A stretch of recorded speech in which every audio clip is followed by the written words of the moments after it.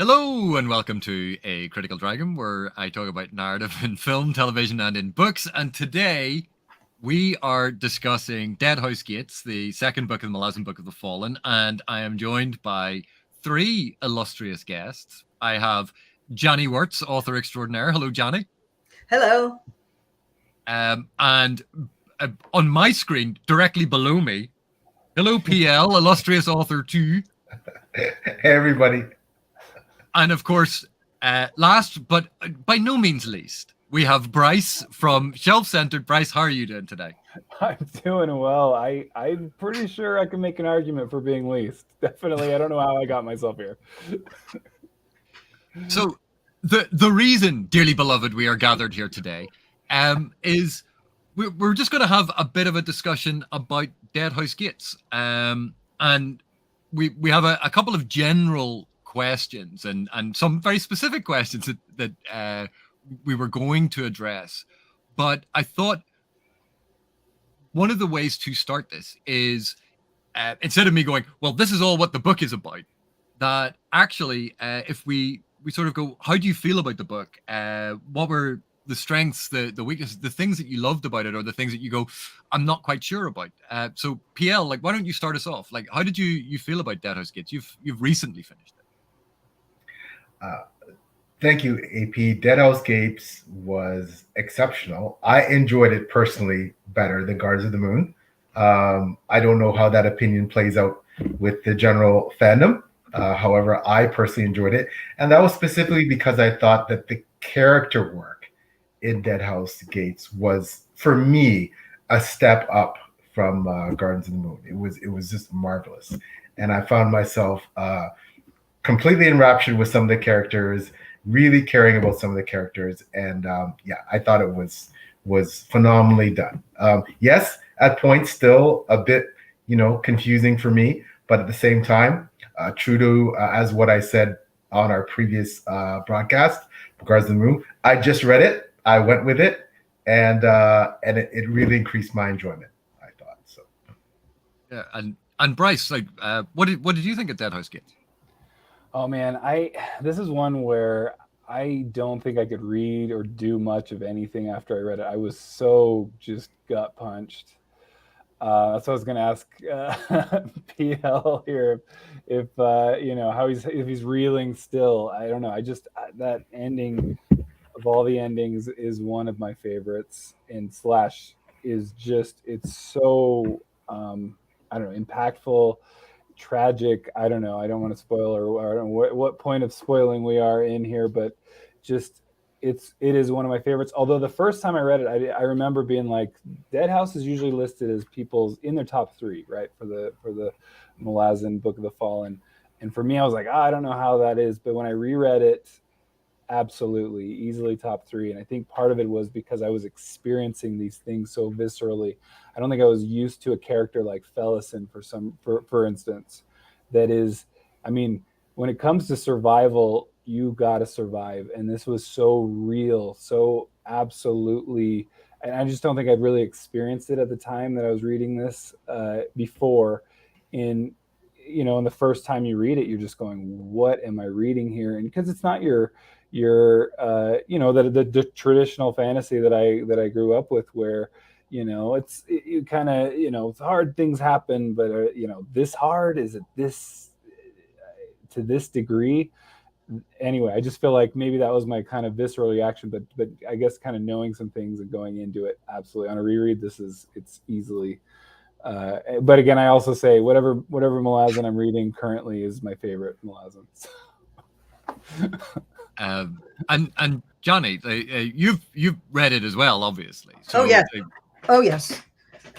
First, let me ask: are we staying in non-spoiler territory, or are we getting into it? No, this is an entire spoiler discussion. So hang on just one second.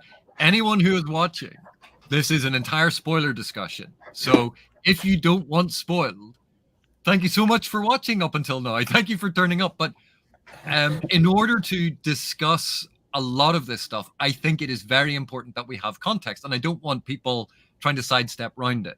So I do apologize if you wanted some non-spoiler content, but I really love these discussions when we can actually discuss details and not worry about accidentally ruining the story for someone else. So thank you all for watching. Those of you who are staying on from this point, I hope you're all comfortable with spoilers. So I would say that this was the book that put this series on the master list for good. Because the way the storylines braided together, it was much more cohesive than the first, and the first book comes to mean more the further you read in. But this book was the one that absolutely grabbed me at my heart and said, I'm not going to let go. And I found that I had one set of impressions reading it and a second set of impressions that emerged after I was finished. The storyline that absolutely commanded the book for me when I was reading it was, of course, Coltane's Chain of Dogs. That absolutely devastated me. It absolutely blew me away. It played on themes that I really value, which is never giving up hope. Even one person not giving up hope can change everything.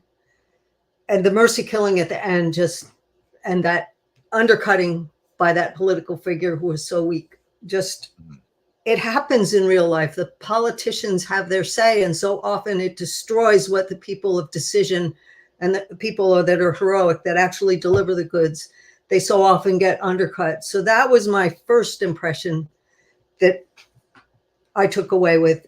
As I thought about the book, more impressions came to the surface because I found I really had to think into some of the other storylines that didn't hammer me at first as deeply. And the first one that really comes to mind is Mappo and Icarium, where they're such close friends, but the one has no memory of the awful deeds he's done, and the friend is protecting him. And what haunts me to this day is the friendship shown over hundreds of years from somebody that had cause to have enmity, protecting this character from his awful past. And I walked away from it, and the really profound question that bothers me again and again isn't the depth of their friendship, isn't that the friend that could have been an enemy was protecting this character from his awful past. It was, at what point do you stop becoming the crutch? At what point does friendship go over the line where you're propping someone up from their actual ability to learn and grow beyond what happened? So was that an act of friendship? Or was it an act that froze that character in place and prevented their future growth, hard as it would have been? So I think Erikson really came to grips with that question there and left you with that after question of, was Mappo really doing a good thing here? Or was he arresting the growth of the character that had a terrible past and never had quite faced it? So who's protecting who here? And then the one that also hit me hard was Felison, because reading that as a woman, first of all, it destroyed me. Second of all, when Gardens of the Moon began with the murder of the old lady in chapter 1, right in front of the girl who was carrying the fish to the market, who became somebody else, she actually got taken over. And then here we had another old woman with her head sawn off, boom, right away in the first chapter. It's like, wow, is this going to become a theme that we're going to have to face again and again? Or is there going to be an old lady character who can step beyond this? So right away, it just destroyed my head, because these old women were not treated as people. And then Felison had to go on with that image of seeing this person she knew torn apart, tortured. And I had a rough time with how badly she treated her friends. And it took me a while. It took a while to sink in that she was really that broken, that she had really lived that protected and sheltered a life, and that the break that happened when she got thrown off by her sister and betrayed really affected her that deeply. I kept waiting for some piece of resilience to surface. I kept waiting for some inner person to step out of that shell and saying, there can be some decency left. And Erikson was merciless. He plumbed the depths. He did not give you that. He did not give you that until way, way, way later. And even then, it didn't turn out the way you had expected. So the sheer boldness of going where many writers don't dare to tread set against a background that is bleak everywhere you turn. It's bleak. It's a powerful read, and it's not one that's going to let you go, and it's one that you're going to keep coming back and listening to and looking deeper into. And I know that as time goes on, more things about the other character threads are going to start to emerge into prominence, but those three were the big ones that stepped forward for me. Yeah, and I think of those three threads, like we can think about it that Coltane's march and the chain of dogs. So there you have a journey, and it's the military journey, and it's essentially the military fantasy aspect. And that plays into a certain subgenre within fantasy. And you have Mappo and Icarium almost on a quest about trying to find to stop the Divers and the Soul Taken ascending. And so you have a sort of almost a traditional quest group story thread. But with Felison, and I know she is a very difficult character for a lot of people. And Felison's arc is a survival arc. Her, Hibarica, and Bowden. It's very much a survival arc, and survival stories are not as common in epic fantasy or in a lot of fantasy. Particularly when the character at the center of it is a young girl. And when I first read this, I struggled to understand Felison's perspective because it was quite alien to me. But the more I read and the more I tried to think about it from her position and understand where she was coming from, to me, Felison's storyline, as much as the chain of dogs is this at times heroic and then at other times depressing and ends in great tragedy, and it's a highly emotive storyline. And there's the warmth underlying a lot of the stuff in Icarium and Mappo's story thread. But Felison's storyline to me remains one of the most impactful because understanding not only the level of abuse that someone suffers, but how in order to protect themselves, they form a cocoon. They act out. They destroy everyone else around them because it's a self-defense mechanism. And that was something that was so difficult for me to read, particularly because I had a friend who passed away because of alcoholism at quite a young age. And a lot of Felison's arc was striking a very significant resonance with the behavior that my friend had. And there were great deviations. It's not the same. But those parallels meant that it suddenly felt so much more real to me than I was accustomed to in a lot of fantasy, where the simulation of the real is always so ever present. But this actually felt real. And that changed the tone and the texture and the feel of the book to me. And I can understand why Felison is an incredibly divisive character. It is difficult to understand the position of a 15-year-old girl who has been ripped from her family, betrayed by her sister, thinks that her brother has betrayed the entire realm, and is sentenced to slavery, and is standing there embarrassed, chained up in front of all of these people. And then the old lady who she knows just down a couple of rungs from her in the chains is beheaded by the guy who's chained up next to her.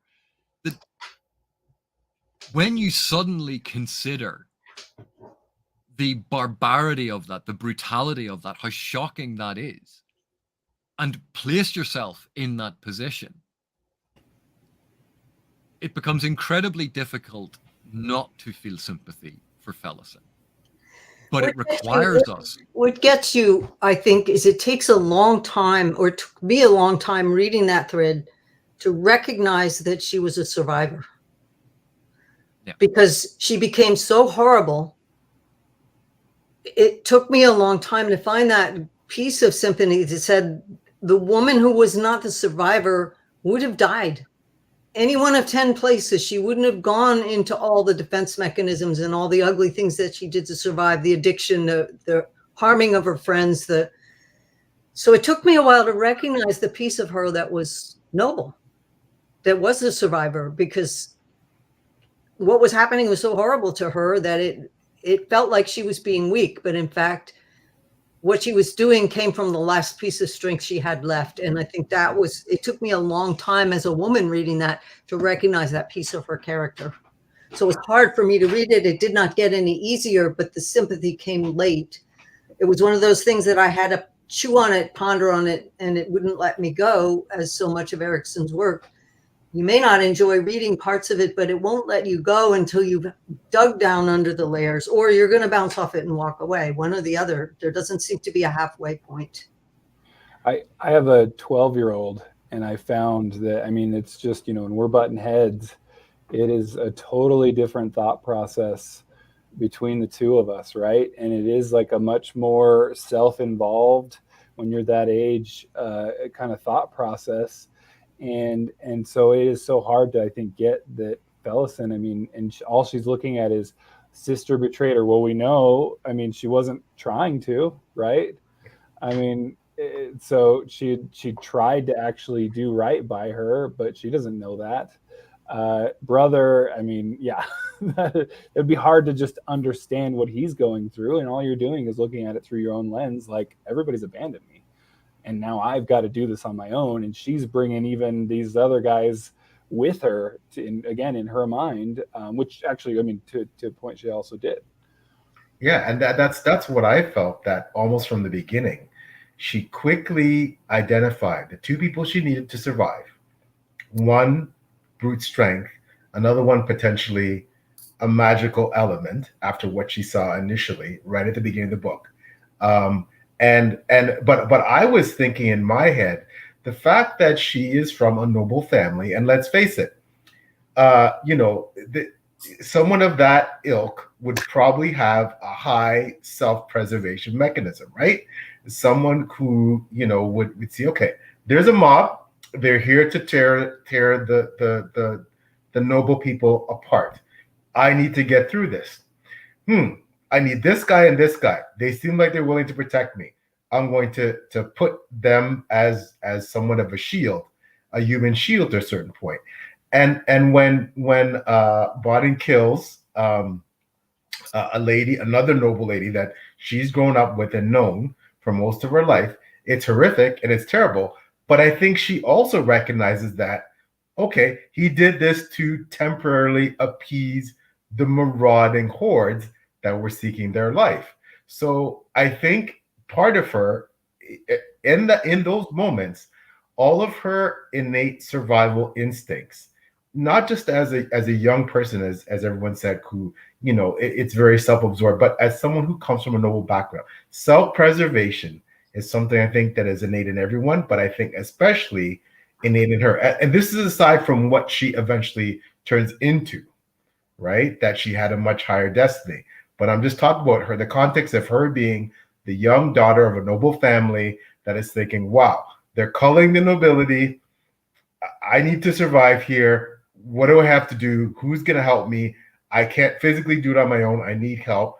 And her self-preservation instincts kick in, and she latches onto these two characters to help her get through the experience. So I think there was definitely some cunning in there, some self-preservation and instincts, kicking in when it came to that aspect.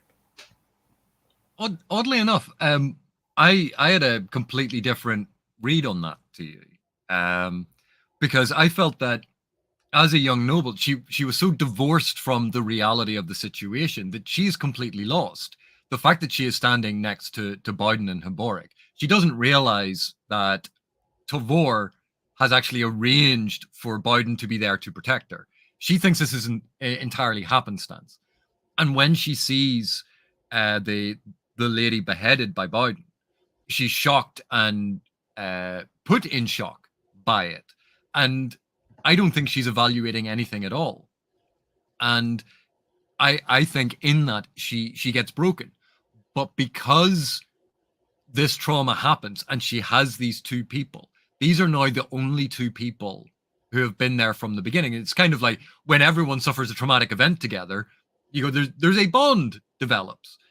And because she's chained up next to them, she's going to be spending time with them in chains on this trip across.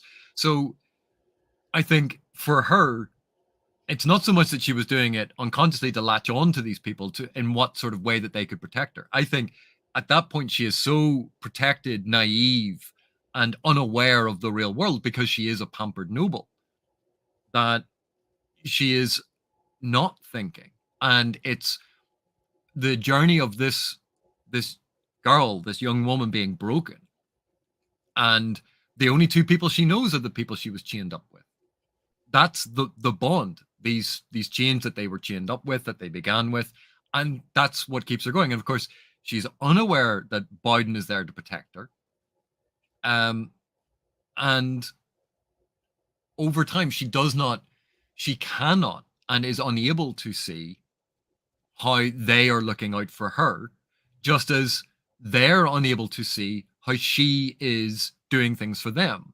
And this strikes so true at the heart of, I don't know if anyone's ever had an argument with someone who they care deeply about. You don't realize all the sacrifices I've made for you because you think of all of the things that you've done for the other person, and you can think of them, and they go, well, I didn't know that you did that. And in fact, they then come up with it, well, you don't know all of the sacrifices I've made for you, because they have a whole list of things that they have done that you were completely unaware of. And this is, I think, a core aspect of Erikson's writing, is that he consistently confronts us with the difference between our internal knowledge and our external perspective of other people, and how our external perspective, our external knowledge of someone, is not necessarily representative of who that person is. And one of the difficult things with Fellowson, I think, is we go through and see a lot of her trauma without the context, without someone going, remember, she is a traumatized girl. No one is telling us this. And no one is explaining, listen, she has gone through hell. You have to be aware of that. That is never reiterated. That is never spoken to us as reader. What we see is Fellowson being horrible to Haborik. And we go, well, how could she be so horrible? You have because to she's traumatized. The first book, where she appears briefly in the first book. Her brother visits home just briefly. There's one brief scene in Gardens of the Moon, and she's like the very talented, very pretty, very pampered youngest sister. And I think that remembering back to that scene and then seeing what happens to her, and she's well aware that her sister betrayed her and her brother abandoned her. He's somewhere else, that they're working for the Empire. So I think overriding the shock of what happened to her and became is that her own family left her there. And if you remember back to that first scene in Gardens, which I did, that she was the very pretty, very pampered younger sister, very talented, that everybody kind of doted on. So that was an even greater stretch. The shock of that first opening scene would have broken her, because how could her family have done this to her?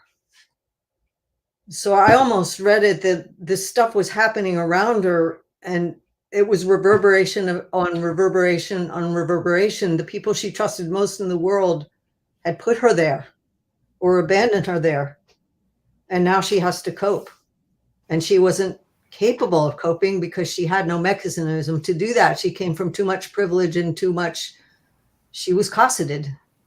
Did I read that right? Because I've only read this book once compared to you guys that have read it multiple times. No, I've only read it once, but as a novice, I found it hard to discern, not just with her, but with characters like Dukier, where the line was between casual observer or observer, more of an observer role, versus someone who was intricately and actively involved in not only their own fate, but the fate of others. I found that was one thing that I struggled with because, you know, if we go to someone like Duke here, his role by nature is a historian. He's much more than that. He's influencing events, you know, in his own way behind the scenes. He's doing things, but at the same time, he's also meant to be the person who chronicles this whole thing, this whole chain of dogs, this whole military campaign, this fight for survival. And it was, for me, it was really, what really broke me is when he didn't make it, right? That really affected me. And but for Malazan, when she does make it and becomes something even greater, I mean, if you want to think of it in that context, than what she was, for me that was surprising, because I honestly didn't think she was going to make it, right? Based on her trajectory, the way she was headed, you know, being so horrible to everyone around her. You know, she seemed at some points, despite her being broken, the least deserving of that redemption, based on the way she turned her pain into vitriol towards others, right? But I did find that there was for me, it was tough to discern, you know, who was helpless and more of an observer in events, and who was actively involved and actively making things happen to influence, you know, the entire narrative. And well, that's a curious tension that we have in real life as well. Like, if you think, when are you just an observer? When do you have power? Like, it's not that at one moment someone comes up and goes, by the way, you're now in power. You know, you can now do these things. You know, there's no switch that gets flipped. There's no sign that you're given. And with Duiker being the, oh, I'm just going to observe this. And we see this with, just to step outside this for a second, film crews sent out for animal documentaries where they are, say, following a family of cheetahs, and they see that one of the baby cheetahs is struggling, and you go, do you intervene? And of course, they're a documentary crew. They're not meant to intervene. They're meant to document this. But if you've been spending time with people, if you've been spending time with this cheetah family and you've been observing them and you form a connection, can you just go, oh yeah, well, we'll just let it die? That the mere act of observation builds connection. And with Duiker, there's a dual level of connection. Well, at least for me. One is the connection that Duiker develops with the chain of dogs. He starts out as a cynical, cold, callous observer. But as time goes on, he begins to hope. He begins to believe in Coltane. He begins to believe in their mission. He dares to hope that they will reach Aaron. And it is incremental, because if you turn up and go, oh yeah, this is all going to be fine from the beginning, you'd go, well, that's awfully optimistic. And so it is a very natural way to feel about it. Oh, we're all doomed. We're all going to die. And then slowly that cynicism is worn away and he dares to hope. And because of that, the other connection is, because he's our point of view, there is a connection between Duiker and the reader, that the reader is given this insight. Yes, let's be cynical. They're not going to get past. We follow along with that. And as Duiker becomes convinced, as Duiker comes to have hope, as Duiker comes to believe that maybe, just maybe, against all the odds that they will make it, that's how we've been convinced. And we begin to hope. And we begin to believe that they'll make it. And that dual level of connection, I think Erikson has used really, really well to bring the reader in. And I know that some people find the Chain of Dogs is a really long section, and it's so depressing for so long. But because of that, because of its attenuation, when the emotional beats hit, I think that they have so much more impact, because it is this tension has been ratcheting up the entire time. And so that's how that works in terms of witnessing and engaging. I think it's really interesting the way that Duiker is used as both a point of view and a point to draw the reader in. Well, also the counterpoint of the sappers. They were the opposite end of the spectrum because these guys, they're like, they just suicidally want to blow stuff up. And they didn't care about hope. They didn't care. It's like, we're going to get this job done and we're going to pave the way for these people to get past. And the way they went around about their job with such enthusiasm and such, we could die in a second and we don't care. To me, they were the counterbalance to Duiker, having to earn his hope by increments and example, where they always had their hope and they were willing to sacrifice for it any second. I think the sappers are one of the brighter points in this book. So their scenes always gave me a lift, and their scenes are some of my favorites in the story because of that devil may care attitude. Yeah, and that's the scene where Captain Mincer gets demoted as a reward.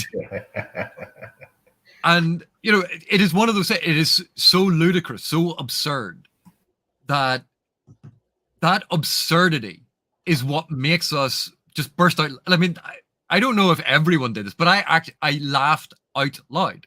Well, while reading this book, as soon as that happened, I laughed, and it was because there'd been so much built up, and you can see that then the tension that Coltane has, because he's been maintaining this very stoic look and being impenetrable, and Duiker notices that Coltane has had to turn around to try and hide the fact that he's going, this has all just gone wrong. What?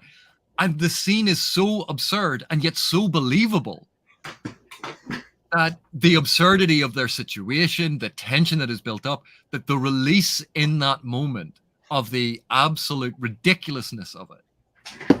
Well, yeah, he had to carry everything. He had to carry the entire scenario forward. And of course he would miss a detail, but a significant one for that individual. So yeah, it was sort of like, wow. But I want to play a little bit of a scenario here. What if Coltane had survived this?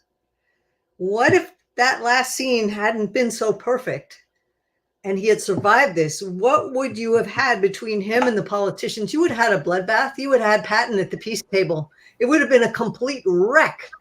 So I think Erikson did exactly the perfect ending for this book. It couldn't have gone any other way, because Patton at the peace table would destroy everything that had been built. So did anybody take that scenario and flip it over and say, well, what would have happened if the reader got what they wanted and this character would survive? It would have been a mess. I did. I thought that Coltane would have eventually unseated the Empress. That was I felt that he would have been so popular, so lionized with what he'd accomplished had he lived, that his clout, he would have ascended.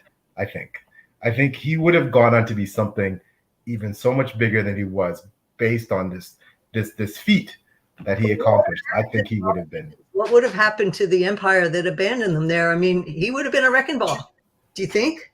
Oh yeah. Well, I think if Coltane and the remnants of the Wickeds had gotten to Arryn, and had resolved the issue with Pormcall and Malak Rel, and dealt with that Lysine would not suffer a rival. And a popular military commander who had the respect of the people, who had risen to legendary status, that is not a rival that I think Lysine would go, yeah, I'm comfortable with him. I think he would have gone to bed one night, and the next day they would have found parts of his body. I cannot imagine that Lysine would have let a potential threat to her power like that exist. Someone who had gone on and completed a legendary mission like this, who had the respect of the army, who had the respect of the people, who had the respect of an entire continent. Yeah, it would have torn a big hole. So that ending had to happen that way to satisfy the reader, or it would have really bent the whole tale into a whole different direction. Which makes me wonder about Dujek, because you're describing what AP is describing. You're describing Dujek, someone who has the charisma, the popularity, the backing. Is this someone who, because I always fear for him, is this someone who's going to make it? Although now that it's been revealed that, you know, it apparently was all a fake out, and really and truly, they're actually still in cahoots. I still fear for him because he has that type of profile that AP's talking about. That he's that beloved, and he's that much of an iconic leader that I don't know if he can exist in that world with, you know. So it's I'm going to be interested to see once hopefully they return to his arc, well, where that's and going. You see like Coltane, I mean, he's set this up though. I mean, he's got the Imperial historian who's willing to walk into the fray to see what's going on instead of just kind of get a backward, you know, glance at things. And so he's set this up. I don't know, I think he kind of knew he wasn't making it out of this no matter what, just like AP said. That's another thing. What would have happened if he gave it to him to Duiker? But what would have happened if Duiker survived and was there to not only just chronicle, but constantly shout to the masses, you know, how great the victory of, you know, yes, he died, but what he accomplished, right? To, you know, I mean, again, you know, I feel that some of these people falling was rather convenient for the Empress in terms of what her aims seem to be. Maybe I'm wrong, maybe I'm misreading that. But I think that, as AP says, I don't think she suffers rivals to her power easily. And I think that, you know, some of these people being taken off the board, you know, fits into, you know, what she's trying. I don't trust her as far as I can throw her, obviously. And, you know. Look at who did survive. You know, the politicians in that batch of refugees I just wanted to wring their necks. And to me, it was one of Coltane's heroic aspects that he didn't just leave them behind or leave them conveniently where they would get wiped out. And so who survived in the end was probably their voices were going to carry more weight. So you have the legend on one hand that got cut short and ended, and then you have these politicians that survived, and politicians are all in errand. So whose story do you think is going to surface here? But I think this raises two very interesting points. And the first one I wanted to address was when Janny had suggested, well, what if Coltane had survived? What if he'd gotten back? And I think as readers, that is something that we're hoping for. And there's that old expression, you don't always get what you want, but you get what you need. Thank you, Mick Jagger. But if Coltane had survived, would this have been the same legendary journey? Or is it because it ended in tragedy that it achieves such resonance? Because if he had survived and gotten there, it was that well done. Oh, that was very impressive. But it's not quite the same legendary story as falling in sight of the city. That because it became a tragedy, because it had that emotional impact, that's what hits us. If he had succeeded, you would have gone, oh, well, that was very good. And it's one more of one of those, oh, it was 1,000,000 to 1 shot that happens 9 times out of 10 sort of stories. And so I think if it hadn't ended in tragedy, it wouldn't have been as impressive. It wouldn't have been as remarkable. It still would have been impressive. Like, don't get me wrong. But it acquires legendary status because he failed. And he failed so close to the city. And it wasn't his failure. He did everything right. It was someone else's failure. Someone else who lacked the courage, who could have saved him. And it could have all ended very, very differently. And because we want the heroic ending, the fact that we don't get it can feel, you know, a subversion of expectation, but it makes it hit so much harder that we think it was deserved. And what happens to him is not deserved. And it hits us even harder because of that, because he is the hero that should have succeeded. This is the story that has the happy ending. And when we don't get that, that makes it more devastating. And I think that is an aspect of this story, the fact that it ends in tragedy, and that so many of the stories in Deadhouse Gates have tragic endings rather than heroic endings. I think that is a very important aspect of the book. Book of the Fallen, would you say? Well, Yeah. Apsalar, to me, had the heroic ending where she turned down what she could have become if she took her dark side. So I wasn't expecting that. Yeah, I feel like one thing that Janny mentioned that Yeah, this series elevating to the status of this is where it becomes amazing. This is where it becomes iconic. It becomes something that's this seminal work that other people will look to. The one thing I found with this book that similarly to Jenny's work that really hit home with me was the horrors, the absolute horrors of war. The children dying, the depravity. It just really this book hit home. The crucifixions, like it just really got me about the horrors of war, the way it was depicted, and the fact that there is always going to be this collateral damage, in these type of conflicts, and that but also it kind of led me into one of the questions I had about this.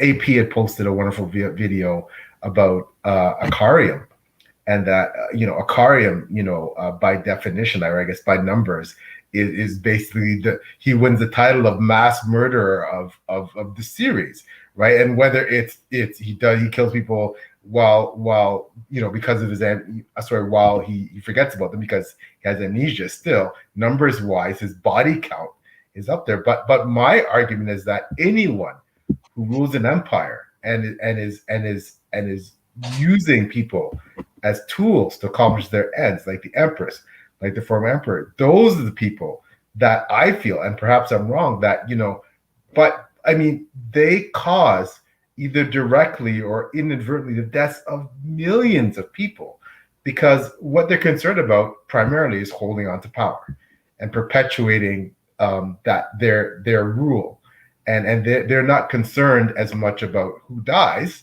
as long as they maintain power. So I guess one of the things I wondered is, aren't they the real mass murderers of this series? Aren't they the ones that are truly responsible for, and yes, of course, Akarium's lived thousands of years and he's destroyed almost civilizations. But ultimately, aren't these rulers the ones that, because their reach spans so far, that they are directly or indirectly responsible for the deaths of just countless people? But that brings into question the whole consideration of the notion of abstract responsibility. When a world leader orders the invasion of a country, are they responsible for the deaths? When a general orders the troops in a troop movement, are they responsible for the deaths, or are the troops responsible? That this is an attribution of who is to blame. And the thing is, everyone has a portion of the blame, because the soldier who is doing their job, they do the act, but their act was ordered by their superior officer, who was ordered by their superior officer in a mission designed by a different officer that was ordered by another. That eventually there's an entire chain of command. That when we look at how structures of power are ultimately behind all of this, and that's the difficulty. We can tell if someone punches us, we go, "Ha, I know who to blame on that." But what if, oh, well, the reason they punched was due to systemic inequality that led to the economic depression that meant that they were made homeless and didn't have any food, and therefore they needed. As soon as you start getting into complex, abstract notions, it becomes more difficult to understand. And that's why it is easy to focus on, and we see this in heroic fantasy all the time. Oh, the hero goes out and they destroy the evil tyrant, and now they are the good king leading this country. And you go, so you replace one tyrant with another tyrant. Great. Then the only thing that has changed is maybe the intention of the person at the top. But everyone underneath is still suffering under the same structures. And so a lot of this is about I think the contrast between something like in the Chain of Dogs, where Coltane is a good leader and there is a very hierarchical structure, and that is of benefit to people. But also we have hierarchical structures that are detrimental to people, and Lucine's manipulation of events we can see as well, or the nobles in the Chain of Dogs. You know, it's an interesting question when you said the hierarchical structure and the power, who holds the power? And I think that goes to two different arguments. There's one set of people that say the power is owned at the top and the people who take the orders and execute. There's another argument that the power is entirely in the hands of the individual. And it's only to the degree that you will consent to give up that power that people above you in that hierarchy have any power over you. So the guy with the gun always has the choice not to play. And if you think about if in fact the power is with the individual, there would be no war if everybody on the front line laid down their gun. The power actually only comes from the top if you give your power away. So but we can't live as complete individuals. We do live in a society. So there's this constant push-pull of how much of your personal power do you whore away, give to somebody else, and how much do you keep for yourself, and who's ultimately responsible when you're given the bad order. This is something that I focused on many times in writing and in reading. But yeah, so there's that push-pull. Who is responsible? Is it really the Empress, or is it really the people at the bottom that agreed to take her orders? And sorry, didn't mean to interrupt. I was just reading Pyramids by Terry Pratchett, and there's this whole group of people, the Ephesians, that they have a tyrant who leads them, but the tyrant is voted on by the people, and they become the new tyrant.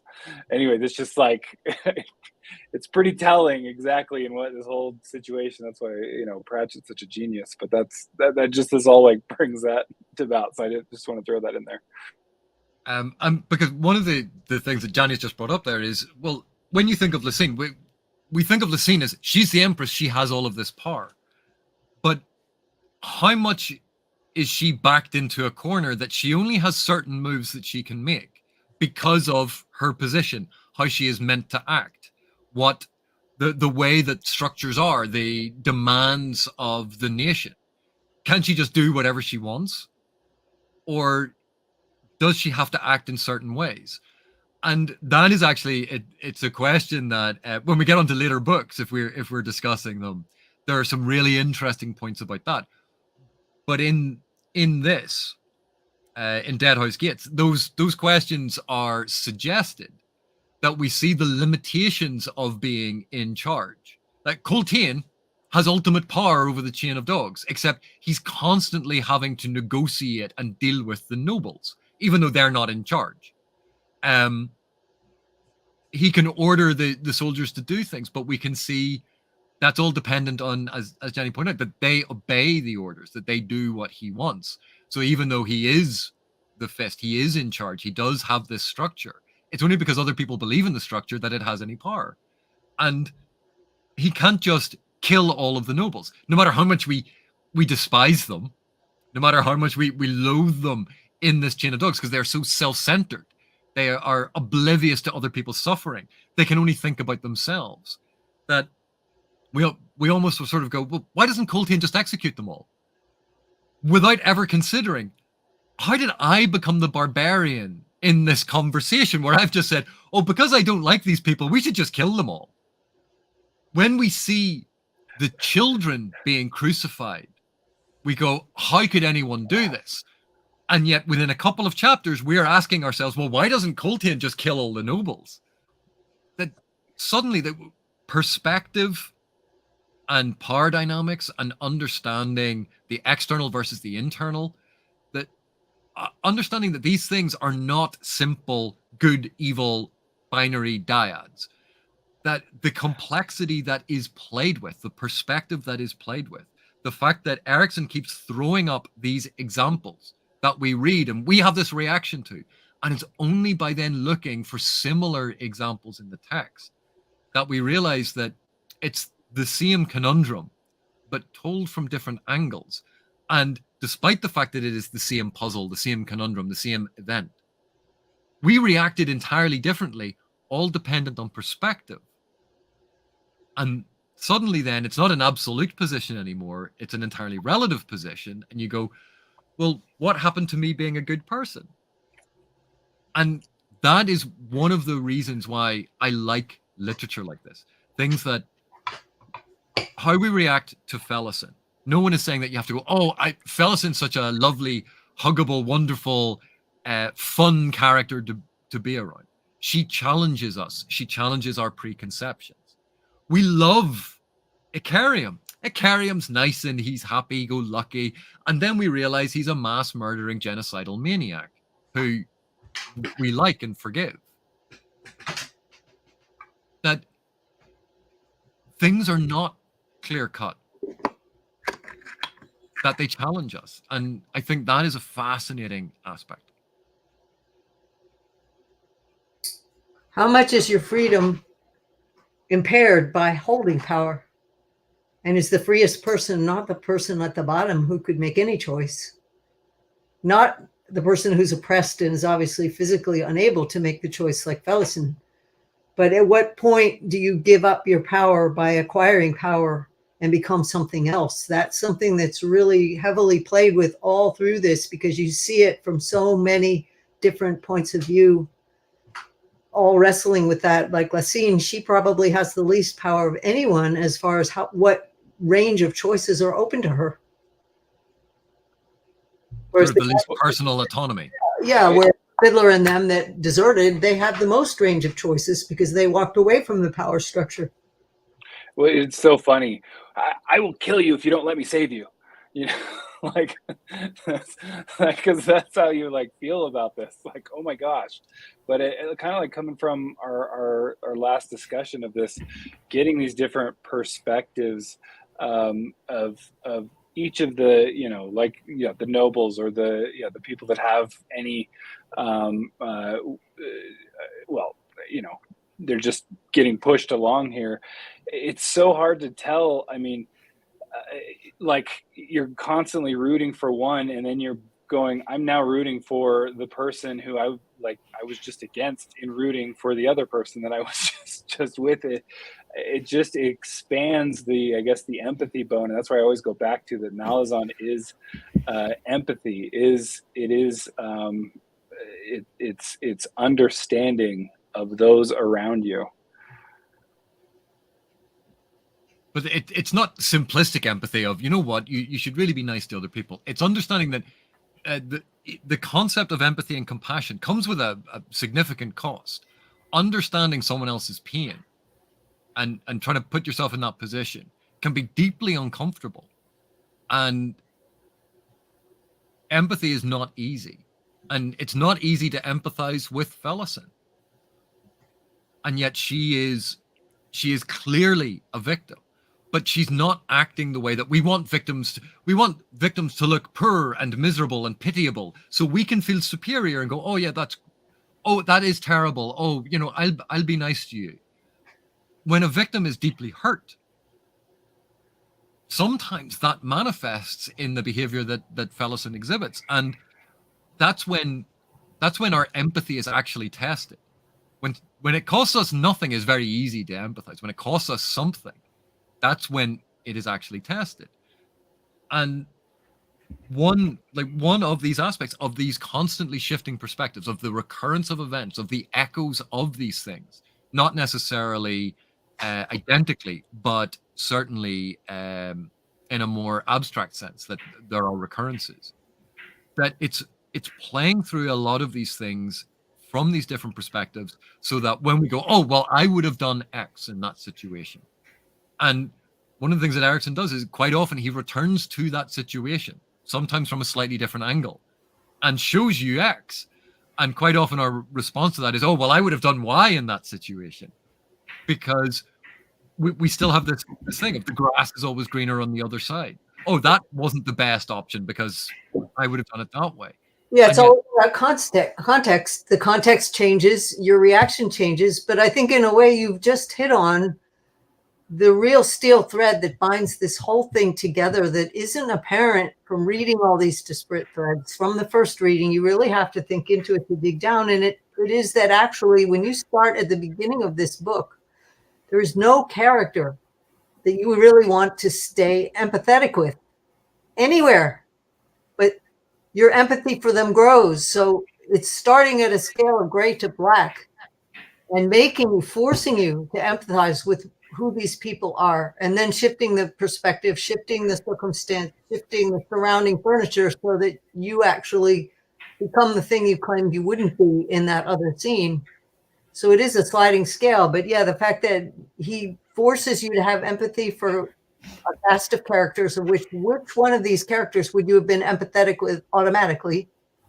Maybe a Carrion, but he ripped the veil on that one.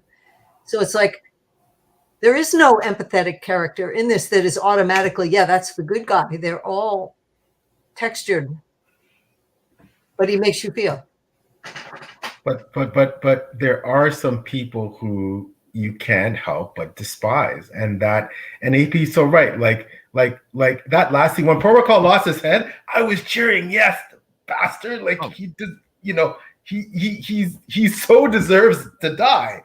Right? I thought PL was going to say, there are some people you just despise, like AP, and I was going to get all offended. No, like Apto Canavalian. No, but yeah, it's just it's Erikson's ability to bring out these emotions in the reader for you to, you know, hate and want to see people get their comeuppance so badly, and when it happens, you're like, yes, and you know that's a skill. That's a talented writer. That is definitely a skill. And but yes, to AP's point again, my own depravity in wanting that to happen shocked me. You know, I actually had to take a step back and say, oh my god, I enjoyed seeing that guy get his head cut off. Like it you know, the fact that it allows us to have this righteous indignation and feel that we're so justified in wanting to see, you know, this punishment being meted out when you're talking about brutally killing somebody, and that is, you know, again, a talented writer at work. Which is funny because how shocking the beheading is at the beginning of the book, to like cheering for one, right? Well, I wondered if he juxtaposed that on purpose, if that was purposely done to, you know, this beheading of this noblewoman who, you know, I don't want to use the word innocent because who is innocent in Malazan? However, but, you know, by all accounts, from what you can see, someone who certainly may not have deserved the fate that she received.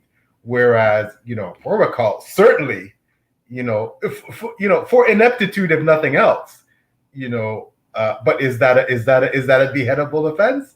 Ineptitude and yes, lack of courage and, you know, all that.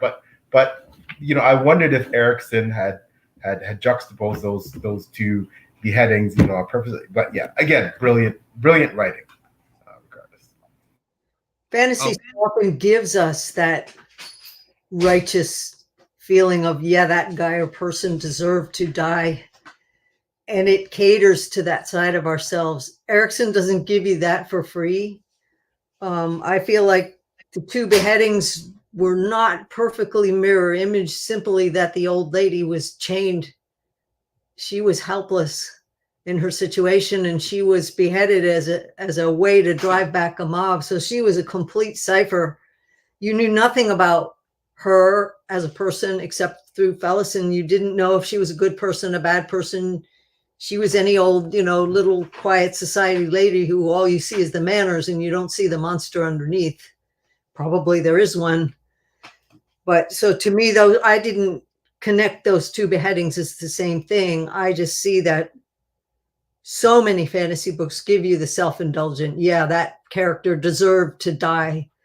And it brought me back to the day that I guess it was Bin Laden was taken out, and as awful and as heinous as that person was, as much as most of the world wanted them dead, I had a moment when I heard that it happened and I heard the circumstances around it, and I said, did anybody deserve to to die that way?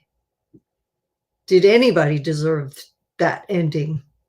And I honestly felt no one deserved it, but it was one of those things that fiction gives us, that self-indulgent reward, and it's a false turn.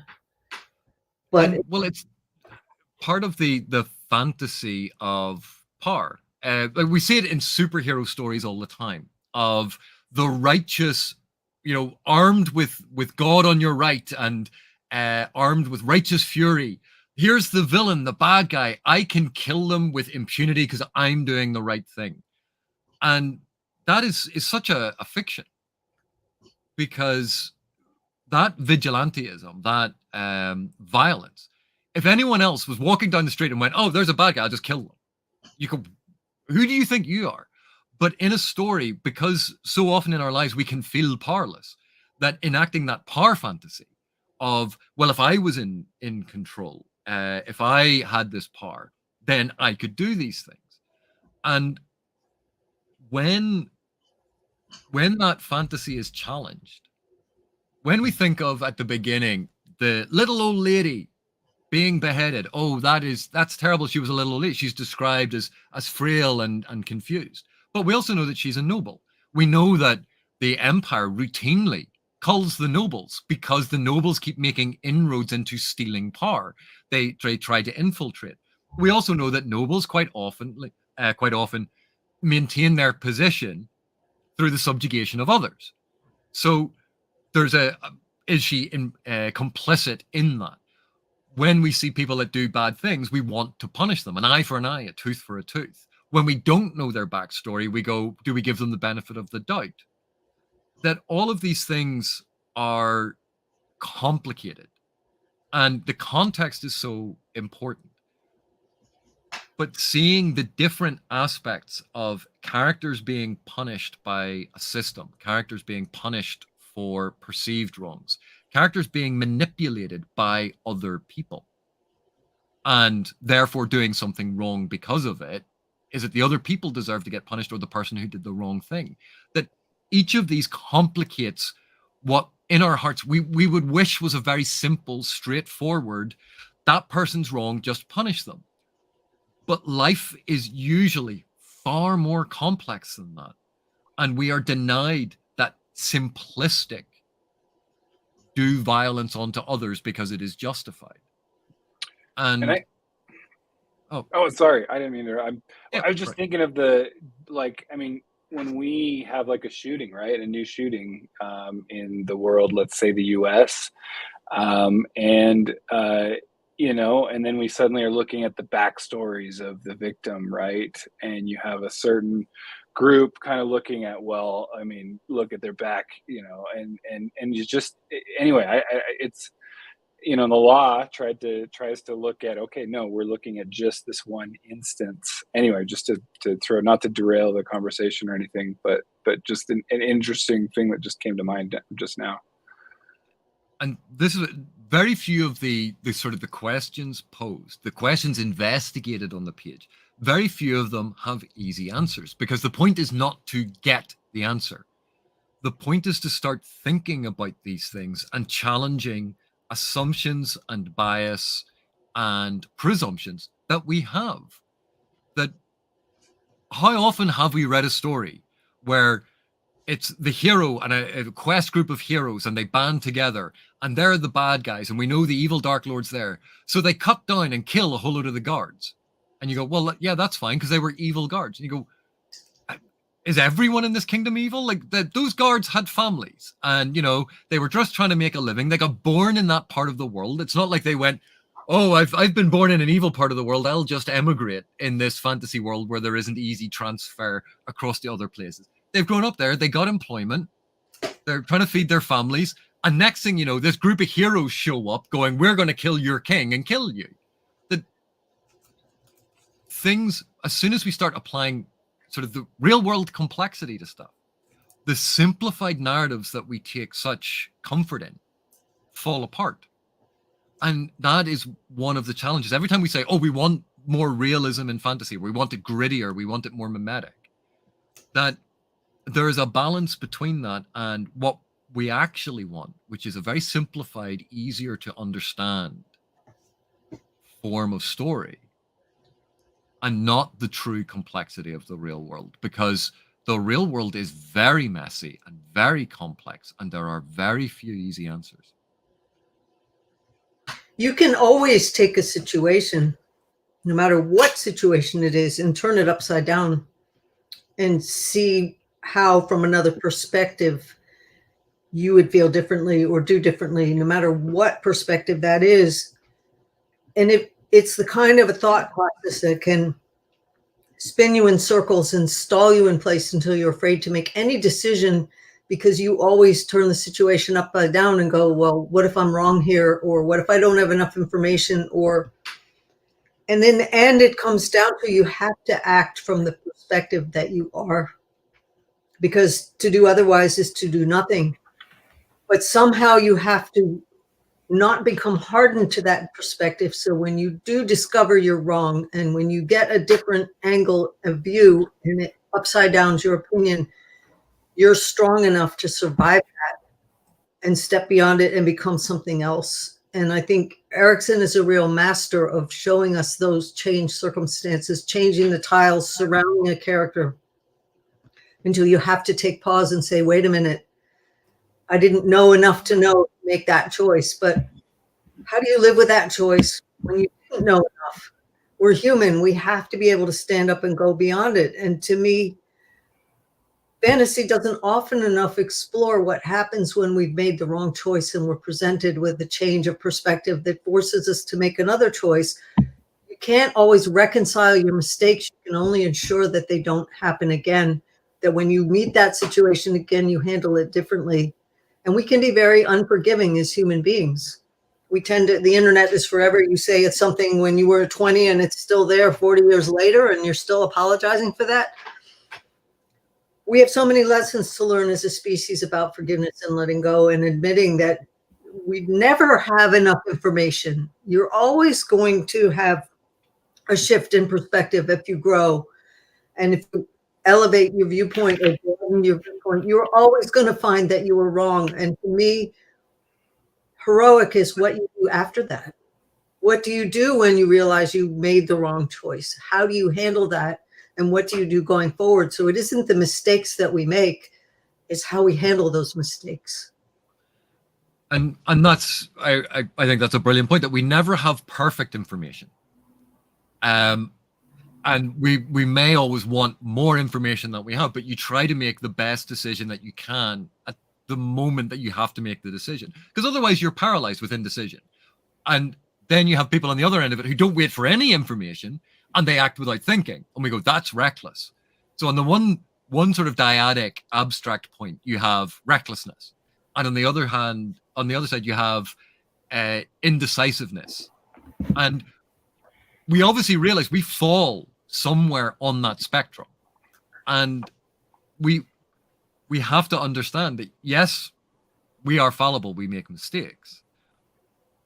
We can't always be perfect. And expecting other people to be perfect is also untenable and unrealistic. And that's when we look at Coltane's journey in this, on the Chain of Dogs. Does he do everything perfectly? Is everything the exact right choice? Or does he make some mistake? Well, obviously, demoting someone as a reward is a minor mistake. But then we look at Felison and her journey and what she accomplishes, even though she is suffering all of these things. We look at Bowden. We look at Heboric. We look at all of these characters that, like all of us, are flawed and broken in certain ways. They are operating with certain levels of information, and they are trying to do their best. And then we look at the characters who act solely for their own interest, like the nobles, who are only interested in what they can get out of it. And we see that there is a distinction between some of these things. One acting the best, or trying to do the thing for other people, to try and be a better person, to try and support others, or concentrated solely on the self and self-aggrandizement and self-power and these things. That we see there is a very simple distinction. But even then, what Felison does, in some respects, some of her actions are selfish. And so we realize even that simple, straightforward binary that we thought was an easy way to divide them is again complicated. And it's this sort of aurora boreas of these concepts constantly feeding back into each other. And we find a point of connection, say, between Felison and, say, symbolically in the wounded, pampered little dog, the noble's dog, that is a scrappy survivor, and by the end is broken and harmed, and yet is healed by Mappo. We could make that sort of symbolic connection between Felison and the dog. But the dog is also symbolizing other things. That as soon as we start moving into the abstracts and the symbolic meaning of stuff, we start making connections between various aspects of the text. And each time we do that, it brings the characters and storylines into different relief. And because of that, it highlights different aspects and makes us think about them deeper. And because of the interconnectedness and the intertwining of these storylines, and because of the thematic connections that run through, that's why there is this sort of flexibility and ability to compare various characters and aspects from disparate threads, because actually underlying everything, there are these connections.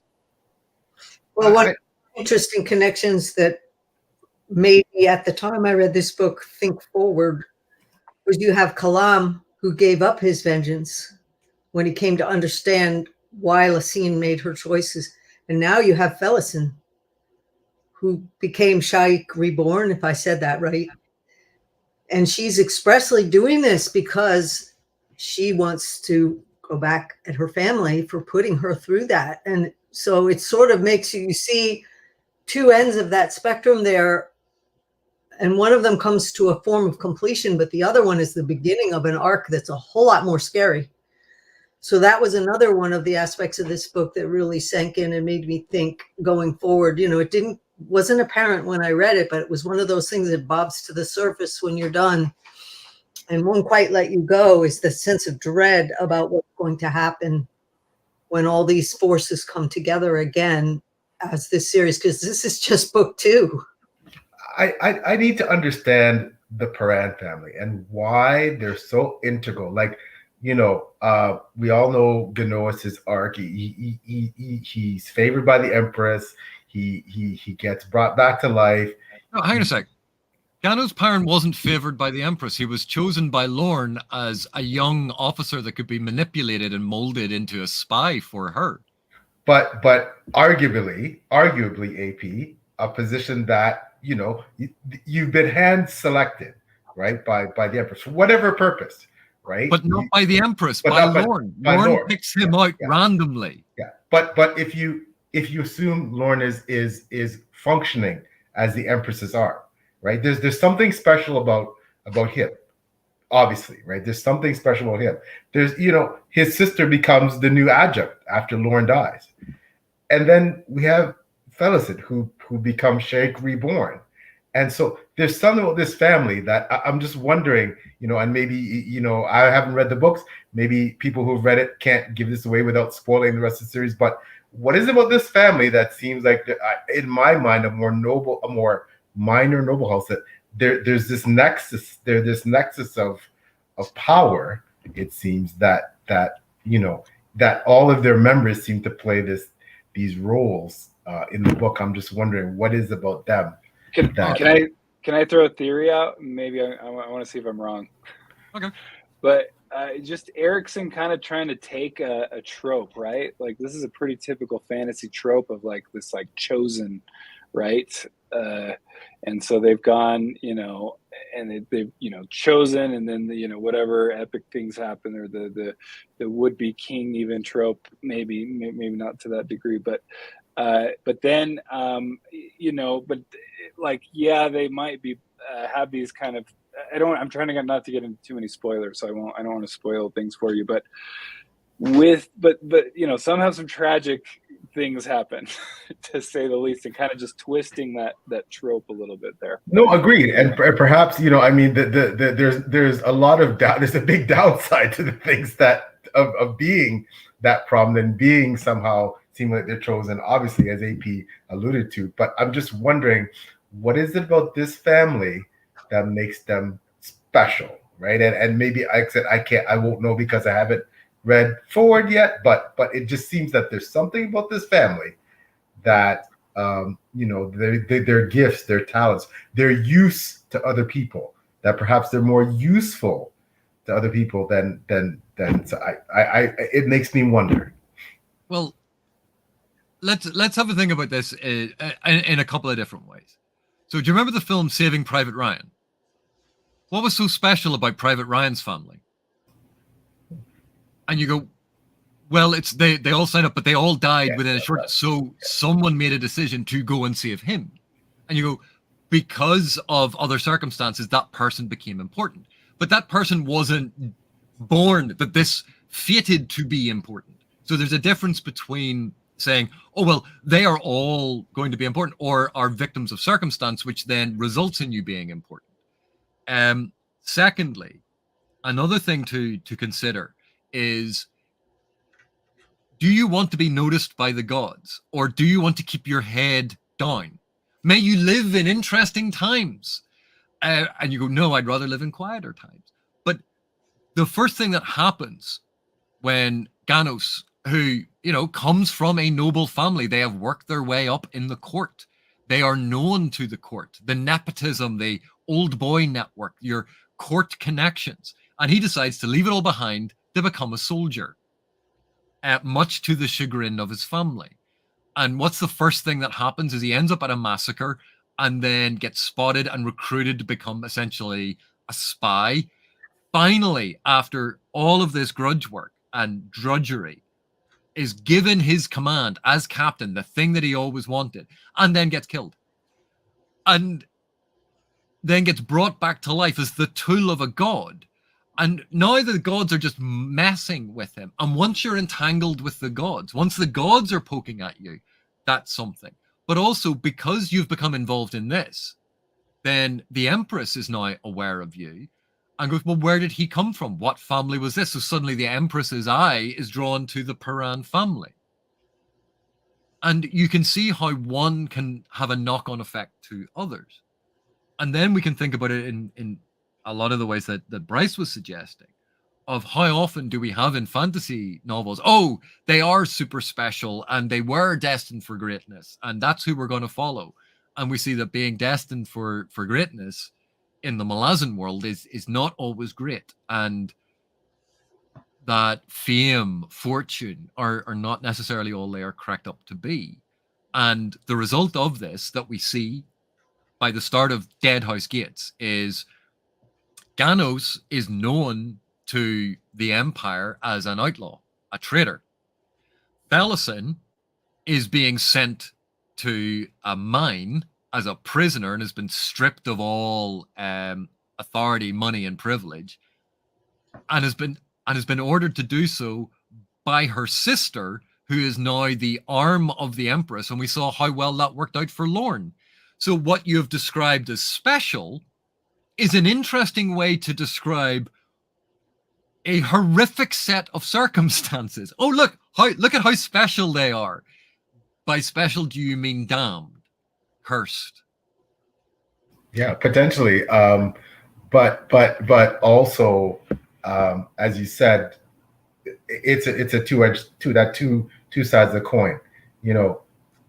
Living in interesting times, being someone of note, someone of who is infamy is still being famous, right? Notoriety is still being famous. So if you're a empire-wide fugitive, people know your name. If you're the adjunct, people know who you are. If you're a goddess reborn, people know who you are. So that element of, yes, they've achieved something, right? Which at the same time, good, bad, or different is something that a lot of people aspire to, right? Celebrity versus ignominy, right? So I don't know what as I see Steve's comment. The referee has chimed in. The points go to Bryce. PL, thank you for playing. You've now been eliminated. Goodbye. I'll take that.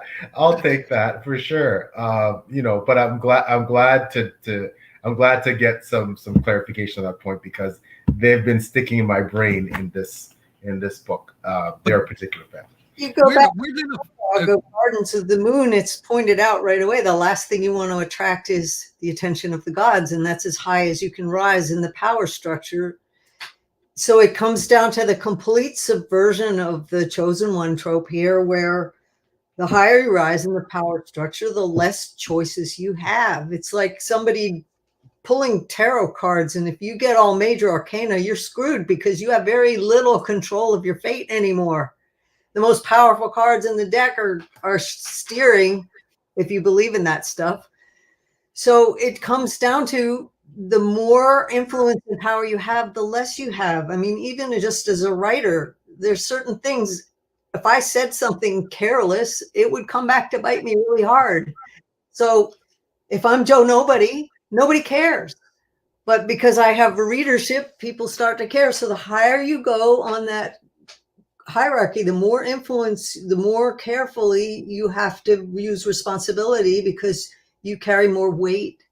So I think that Erikson's use of that family, because Perrin was shown as a very naive, I just want to be a soldier, and here's this mass killing going on in this city, and he thinks it's just somebody is killing the pigs at the abattoir. It's not human beings.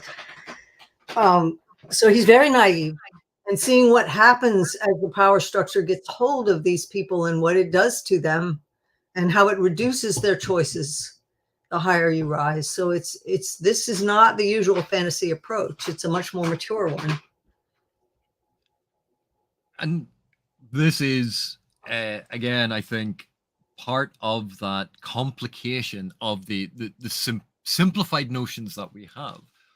But again, there's also a tension between, and maybe, Janny, you might be able to chime in when I make my point here, because I would like your opinion on this. But when, obviously, you've seen the Gardens of the Moon introduced quite a lot of characters. And then Deadhouse Gates, there's a whole load of other characters. If some of them weren't related, if some of them didn't overlap, would that be as satisfying? Or do you like the fact that there are points of connection between different characters, that it gives you something to hang on to, that artificial nature of, yes, there is this family that seems to be involved in a whole bunch of things, like the various families, like say in Florence, the Medicis, or, there are famous families throughout time that seem to have their finger in every single pie. That sometimes that does happen, that power attracts power. That's something that we see in the Malazan Book of the Fallen, that power creates convergences, and it's not just supernatural power. And we see that both in the Malazan Book of the Fallen and in these books in terms of the supernatural, but also in terms of like the gathering at the dinner party in Gardens of the Moon, that it's the representatives of each of the different branches of the government, that each time you have people who become important attracting other important people, that there's a part of that is part of narrativizing history, or creating a narrative that you construct sometimes an artificial relationship between characters, and having, if a story is happening over multiple generations, having various members of a dynasty, because that gives a reader a through line. Having people who are distant cousins or share the same name turning up, because that strikes a resonance or a chord with the reader, and you see them then as a variant on that character who has come back. So, like, Janny, in thinking about it from that sort of writing perspective of focusing on a core family or related characters, like, is there something to that as a way to sort of bring readers in? I think it's a narrative technique here that Erikson used, as how do you approach a story? Do you start with a character that doesn't know anything, and as the character's awareness grows, the story grows around them and the world building grows around them? Or do you do as Erikson did, which starts with the Siege of Pale, where everything is thrown together at once and you know nothing about it. You don't know who to root for. You get turned upside down several times in the course of that book. It feels very chaotic. But what you realize is that as you're going to go forward in this story, everything about that Siege of Pale in the beginning is going to start to make sense. And so I didn't require having repeat characters from the first book and the second book, but those little threads that tied back to that first opening scene and chapter told me this is a massive tapestry and this is going to keep happening. And he has multiple continents, multiple walks of life, multiple societies, ruins of this, gods that have fallen and risen.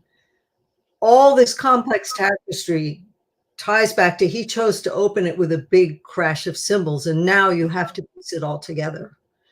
And so I think that becomes an authorial approach. And how do you approach a narrative? And in his case, he was handling a very wide tapestry that covered millennia, that covered multiple continents, so you can't really take the one character and have them see everything. He had to start with this plate of spaghetti and upset it all over the floor and then pull it apart strand by strand. Whereas if you're writing about a world that's got restrictions or is very narrow or has a history that's going to jump in a direction that our civilization would not understand, you have to take it from a different point of start. So I think authorially he made the choice he had to make, which was throw you in over your head at this very wide tapestry and then drop enough hints that you realize somehow it's all going to come together. You just have to be patient. And he gives you that in some very satisfying story threads, and they really start resounding in Deadhouse Gates, where you go, I'm going to stay in for the whole haul because I know everything is going to tie back to even that first prologue, even that first battle scene, even that first massacre that Fisher girl, which became Absalar, which was Sorry, walked into and got taken over. There's so much going on. And so I think that's his way of bucking off the people who aren't going to be able to take it. If you can't walk into this massively complex scene and have the patience to let it work itself out, and you're not willing to think about it, then you're not the right reader for this series. So why not stop here? Instead of being disappointed 3 books down the road and now suddenly you're popping a 1-star review because this wasn't the story for you. So I must say that knowing who the Emperor and Dancer ascended to be, that was the hook for me in this series, because now I'm trying to see my way through to, in my head, there is no way that they're going to allow the current empire to exist without, I mean, if I, like, I try to put myself, it's impossible, in their shoes.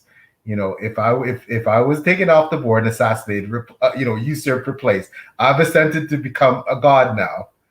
There's no way I'm going to allow, the person who usurped me to rest in peace on unless, again, I have some other greater plan that involves using them for my own purposes. I just, that part alone has me hooked now, that I have to see, what happens with that particular storyline. But this actually goes back to something that we were discussing earlier, which is the more power you accrue, the higher the position that you have, sometimes the less freedom you have. That maybe as emperor and assassin, they had more freedom to enact what they wanted. But now that they've become gods, they are associated with a realm, they are associated with a function. How is that going to curtail who they are? How is it going to change their perspective? If you're at one position at one level and you go, oh, well, I would do all of these things. The next thing you know, so you get promoted, and suddenly you go, well, actually that has ramifications and repercussions I was unaware of, because that's a whole level of information I didn't have. My priorities have just changed. So would they still act the same way now that they have died, ascended, and become gods that they would have had they been human? Do they have the same concerns? Do they have the same pressures? Do they have the same desires? Are they playing even the same game that they used to be playing? And does that give you more, we were talking about, your just awareness of what is going on. Does that give you more awareness to be in that level, ascendancy or gods? Yeah, but that is the one storyline now that I am completely obsessed with. That I have to know how that plays out. I need, I need to know. I mean, I was already in all invested in the series after, especially after reading this book, because I found it was just exceptional. And not that the first wasn't, just that this book really grabbed me.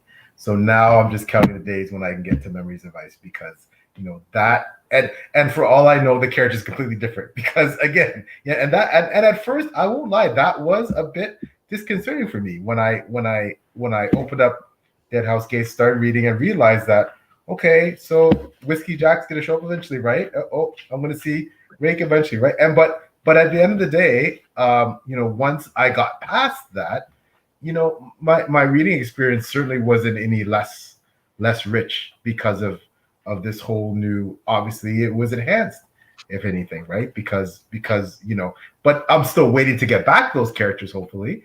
But this new continent, and this storyline was fantastic. So Let me throw something fun in here for you, because you said you can't wait to see what Callanved and the dancer are going to do because of the assassination and the change of the guard. I had a really interesting conversation a long time ago with someone, and we were arguing what did the word karma really mean.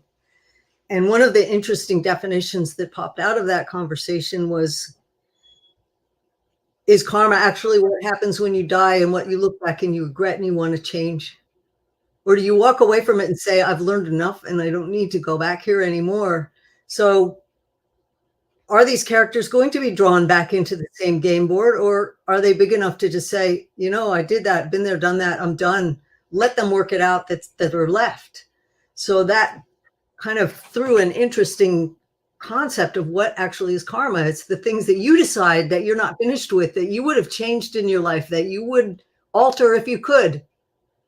And now you're stuck coming back to face that same circumstance again. So is karma actually, could it all be put down and be walked away from if you say, I'm content with the decisions I made because I did the best I could at that moment? And yes, there are many things I did wrong, but I learned from them and I can leave them behind. So that's a curious thing, which way is it going to turn these characters who die with something unfinished and they do come back? This series is pretty famous for people dying and not dying.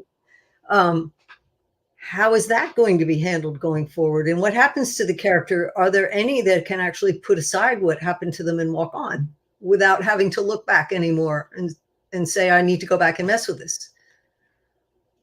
yeah, I guess it makes you wonder, and again, I have a mixed viewpoint of this. Are gods subject to the same petty, emotions, idiosyncrasies, passions? It would seem so from what I can see so far in my very limited, dive into Erikson's work, that they can be. That doesn't mean they will be, but I think they can be. Can they be vengeful? I would say definitely. Can they be idiosyncratic and do things just spontaneity, not like. But of course, yes, of course, they're plotting and they're scheming, and but so are the humans, right? So I don't know. I don't think I have the end. I don't think I've read enough to know to say definitively yes or no. But I'm fascinated to find out. I think just like at least perspectives change, right? Like at least that much, and I won't go into any spoilers from there.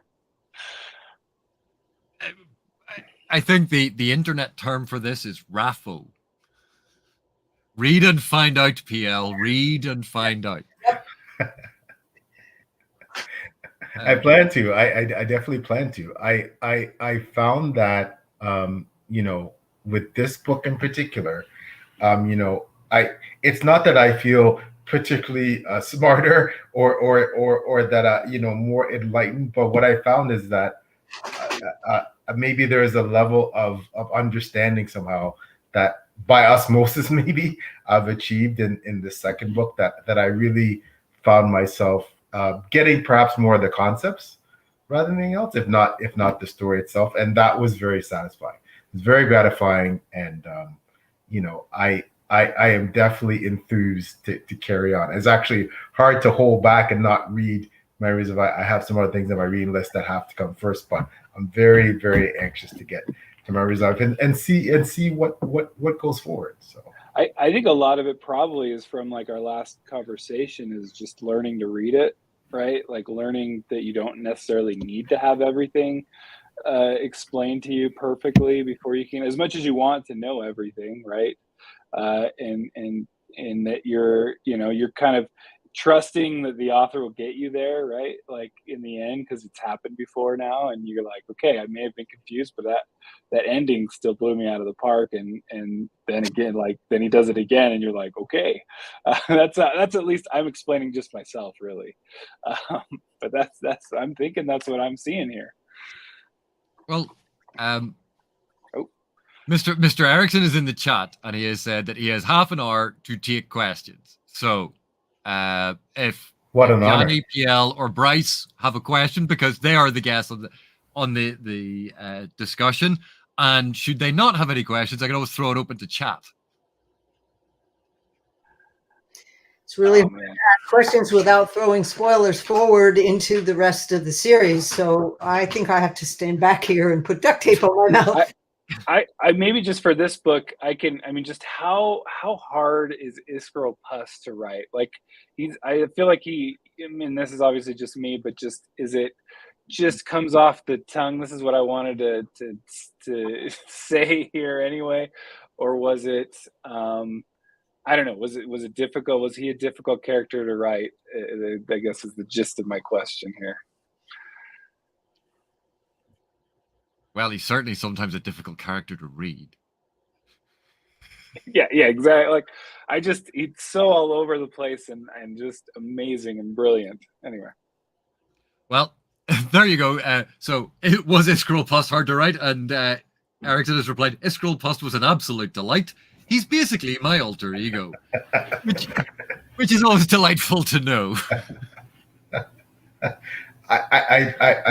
I guess for me, Mr. Erikson, I have to know, specifically with regards to Carrium, is his amnesia, is that the thing that I guess allows him, you may not be able to answer this, and maybe go to spoiler territory, I don't know, that allows him to carry on, because, with the weight of the things that he's done, if he could remember all of that, right? He seems like the kind of person where he might commit suicide. He might is his amnesia was that why, if you can say so, you might not be able to, is that why you elected to give his character the amnesia of not being able to remember the horrific things that he's done over thousands of years? So we'll see what Erikson comes up with in response to that. I will say in Memories of Ice, there's a. Can you say you can put him on? No, I have tried to, but I don't think he has access to the to camera and stable internet.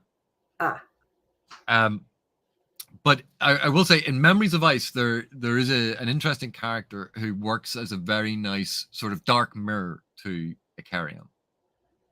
And so once you've gotten to Memories of Ice, we can maybe address this again. But so Ikariam's amnesia, and Erikson replied with, it's pretty crucial, yes, PL. It's down to cultural memory in terms of subtext. Thank you so much for answering that, Ben. Thank you. So anyone then in the chat has any questions for Stephen Erikson? I'll quickly scan up here to see if I can find anything. By all means, chat amongst yourselves. I think that I having read, and I haven't finished Janny's Marvelous series either. I'm 4 books in now. Okay, I'm going to shut up while this question gets answered there. So I once saw an interview of you, Mr. Erikson, where you mentioned that your father was a psychologist. Have you used certain typologies aside from the MIBE from psychology for other characters.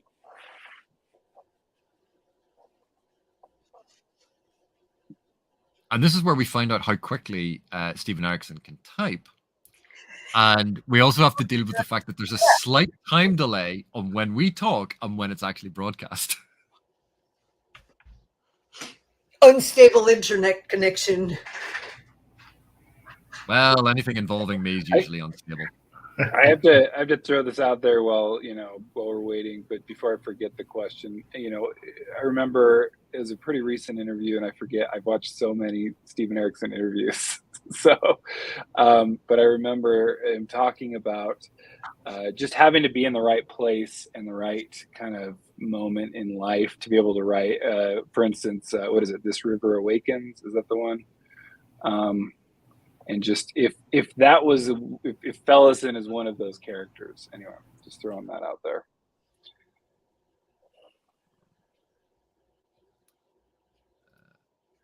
So, in answer about the typologies in psychology, not typology strictly, but as templates, yes, I used a lot of my father's textbooks. Wait, something I didn't know. I've learned something today. Yeah, there's some brilliant. I think, and I said this before about the ability to make readers care deeply, feel these, to bring out these emotions in readers. I think the one thing I'm now realizing, only 2 books into this series, is that, I didn't think I would be able to care so much about so many characters because it is such a vast, sprawling character list. But so far there's so many that I'm invested in their storylines, much more than I thought that I would. So again, that's a definite skill, and kudos to Mr. Erikson in being able to do that. So we'll see if that continues through the rest.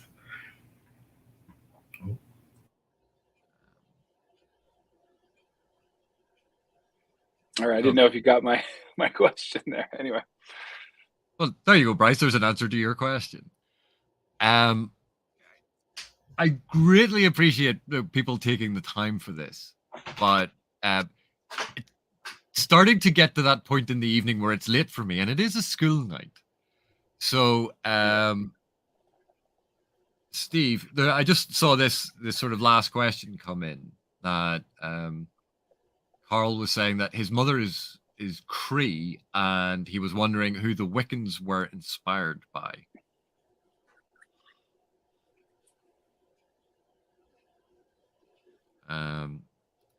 And Erikson's answer there was that multiple inspirations from many cultures. But firstly, let me thank Stephen Erikson for coming in at the end there to answer some of these questions. Thank you so much. Also, thank you so much. Yeah, that was awesome. To Bryce and PL and Janny, thank you so much for joining me for this discussion. It was wonderful to talk to you all about this, and I hope that you had as much fun as I did. Oh, yes. Definitely. Thank you so much, AP, for hosting. We're so honored, and I'm praying that we can be reunited for Memories of Ice, because I hope to get to it at some point in the coming months. So selfishly, I'm hoping we can do this again. And so it just remains, thank you very much for all of the people in chat, all the people who have been watching and adding to the conversation. I greatly appreciate it. And I hope that you all have a wonderful evening, a great new week, and we will see you in the next one. Thank you.